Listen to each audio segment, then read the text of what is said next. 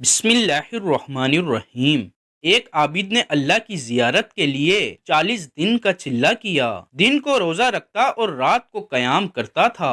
اعتکاف کی وجہ سے اللہ کی مخلوق سے یکسر کٹا ہوا تھا اور اس کا سارا وقت آہوزاری اور زار و نیاز میں گزرتا تھا۔ 36ویں رات اس عابد نے ایک آواز سنی کہ شام کو تانبے کے بازار میں فلاں تانبا ساز کی دکان پر جاؤ اور اپنی مراد پالو۔ عابد وقت مقررہ سے پہلے پہنچ گیا اور مارکیٹ کی گلیوں میں تانبا ساز کی اس دکان کو ڈھونڈنے لگا۔ وہ کہتا ہے، میں نے ایک بوڑھی عورت کو دیکھا جو تانبے کی دیگچی پکڑے ہوئے تھی اور اسے ہر تانبے ساز کو دکھا رہی تھی۔ اسے وہ بیچنا چاہتی تھی۔ وہ جس تانبا ساز کو دیگچی دکھاتی وہ اسے تول کر کہتا 4 ریال ملیں گے۔ بڑھیا کہتی 6 ریال میں بیچوں گی۔ کوئی تانبا ساز اسے 4 ریال سے زیادہ دینے کو تیار نہ تھا۔ آخر کار وہ بڑھیا ایک تانبے ساز کے پاس پہنچی۔ تانبا ساز اپنے کام میں مصروف تھا۔ بڑھیا نے کہا، میں یہ برتن بیچنے کے لیے لائی ہوں اور اسے 6 ریال میں بیچوں گی،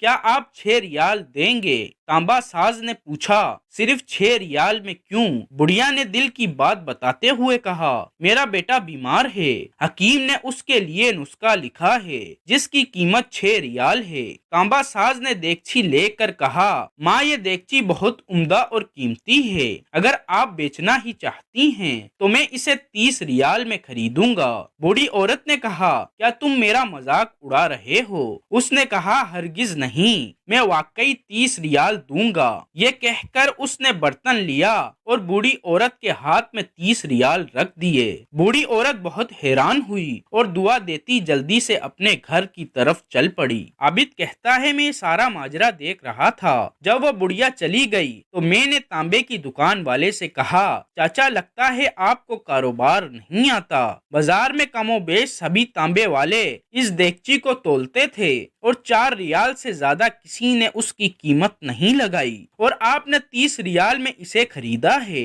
بوڑھے تانبے ساز نے کہا، میں نے برتن نہیں خریدا، میں نے اس بچے کا نسخہ خریدنے کے لیے اسے پیسے دیے ہیں۔ میں نے 1 ہفتے تک اس کے بیمار بچے کی دیکھ بھال کے لیے پیسے دیے ہیں۔ میں نے اسے اس لیے یہ قیمت دی کہ گھر کا باقی سامان بیچنے کی نوبت نہ آئے۔ عابد کہتا ہے، میں سوچتا اور اس کو دیکھتا رہ گیا۔ اتنے میں گیبی آواز آئی، صرف چلہ کشی سے کوئی میری ذات کا شرف حاصل نہیں کر سکتا، بلکہ ساتھ ساتھ میری مخلوق کی خدمت بھی کرو۔ گرنے والے کو تھامو اور غریب کا ہاتھ پکڑو، میں خود تمہارے پاس چل کر آؤں گا۔